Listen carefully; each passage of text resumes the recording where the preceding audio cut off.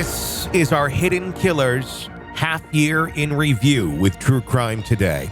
A look back at some of the most compelling conversations about the biggest cases we're following for you right here over the last 6 months and first half of 2024. Here's another one of those conversations. This is the Hidden Killers podcast with Tony Brueski. Featuring former FBI Special Agent and Chief of the Counterintelligence Behavioral Analysis Program, Robin Dreeke. Rex Heuermann, the man who's accused of being the Long Island serial killer, the Gilgo Beach murderer. We have more charges against him now, and it's not just going up to 5. I think many people thought there was just going to be one more added today. He's now been charged with a total of 6 murders, the new ones, including Jessica Taylor, whose partial remains were found near Gilgo Beach in 2011, and earlier in Marionville in 2003. Also charged with killing Sandra Costella, whose remains were found in 1993 in the Hamptons, previously not associated with the Gilgo Beach investigation. Which gives us a longer timeline now on Rex Heuermann, and it also gives us more of a geographical space of where he may have been going and putting these bodies. Joining me to discuss, Robin Dreeke, retired FBI Special Agent, Chief of the Counterintelligence Behavioral Analysis Program. Let's start there on these new charges. Are you surprised at all? No, I'm not. I think he's not guilty yet, but he's charged, and I think it's going to keep going up. I think they're doing some really good due diligence here, and we talked about it last week when they went back in to do another search. And what was the hypothesis? They must have found more data or ability to get more DNA, or someone gave a timeline, a block of time from the hoarded house. And so we're going to look at this part of the house that we think there's a pile from that time frame in. And lo and behold, we now have new charges. I think as this continues, he has the possibility of going down as one of the most prolific serial killers we've had. Because as we're seeing the time frames expanding, I think he's probably evolved over the time frame that he's utilized, and now they're starting to get conjecture. And you're probably jumping the gun on you. Conjecture of accomplices, and I looked at the stats on this. 23% of serial killers have had an accomplice, and out of those, I think it was like 7 or 10% has been the spouse. Interesting. And it's conjecture right now, but I'm not going to be surprised. 100%. Yeah.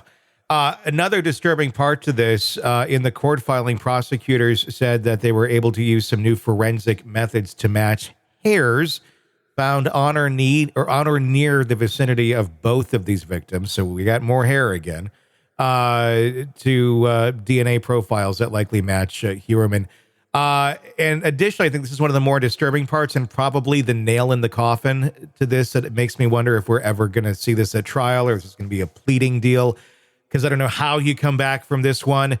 On his hard drive, of one of the hard drives, they have so many things that they got out of his home for digital evidence.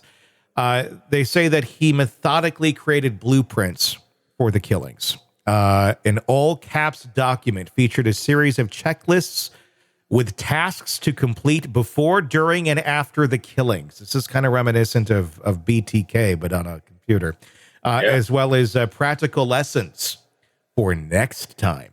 Among the dozens of entries written are reminders to clean the bodies and destroy the evidence, and to get sleep before the hunt. So he's rationalizing this in his brain and calling it a hunt, and to have a story set. One section titled Things to Remember appeared to highlight lessons from previous killings. Prosecutors said, such as using a heavier rope and limiting noise in order to maximize playtime. A body prep checklist also includes other items and a note to remove head and hands.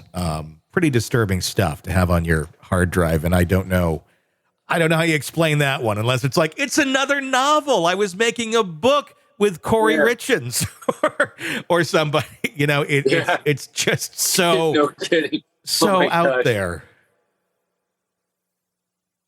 Yeah. And sadly, but luckily, it did span such a period of time that he had no idea to the extent he needed to clean because of DNA evidence and our abilities in today's day and age compared to the 90s. Sure. Of the ability to do that.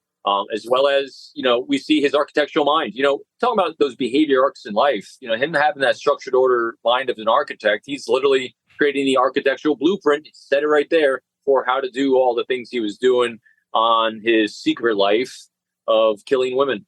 But, but it's just vast. It was vast. And it's a lot of behavior to hide for a long period of time. That's where it'll be interesting. I think, as the tendrils on this one go out, if anyone is tied, because I literally, it's the first time I've actually looked this up, and I wasn't quite sure of it. I was under the assumption that because most of the cases we've covered, serial killers are completely independent, not working with anyone, but it was 23%, which is a pretty significant number, had accomplices. So witting, unwitting, passively allowing it to happen. Those are the questions I think they're going to have answered as this continues to progress, because it was a long period of time he's been doing this. Well, Rex and Asa married in 96. This crime, the latest one we have, goes to 93. So he would have been in his 30s around that time, or late 20, depending on how they do the math. I don't know. So she would have been around for pretty much the 3 decades of this. As far as her knowledge, that's, I guess, up in the air, but we're talking 3 decades here, and you're completely clueless that this is going on. I guess it can happen. Not going to say it's not, but I don't know. I just, there's got to be a bigger microscope going on there, and maybe they're getting that microscope right now with the documentary that's taking place. I think so. I think the attorney for the families, the girl. Right. He's done. We haven't heard from him in a while, but he uncovered some things that I'm sure investigators are looking at, having to do with the type of parties he was having, the people that were attending those parties back in the 90s. Yeah. And also, like you said, the 90s is when he was in his 30s. Well, stats also say serial killers, they pretty much commit their first one in general, if you're looking at the numbers, in their 20s. So there was, if it's him or whoever it was doing this, there was experimentation at least most likely happening earlier than the 90s. So it's going to be, that's why I say this, given his age, given the identified potential start point, there's going to be a lot more that I think's uncovered. I agree. It's going to be spooky. But here's again, Robin Dreek, positive glass half full kind of guy. I think hopefully a lot more families will finally grab some peace, knowing what happened. It's not going to be easy, but hopefully they'll be able to start moving through unknowns of their life and be able to hopefully close a chapter for them. Want to listen ad-free? Want advanced access to all of our interviews before anyone else? Become a True Crime Today Premium Plus subscriber on Apple Podcasts. You get every episode commercial-free, so you can binge on true crime until you can binge no more. Search True Crime Today Premium Plus on Apple Podcasts now, or go to our podcast page and sign up now. More of the Hidden Killers podcast next.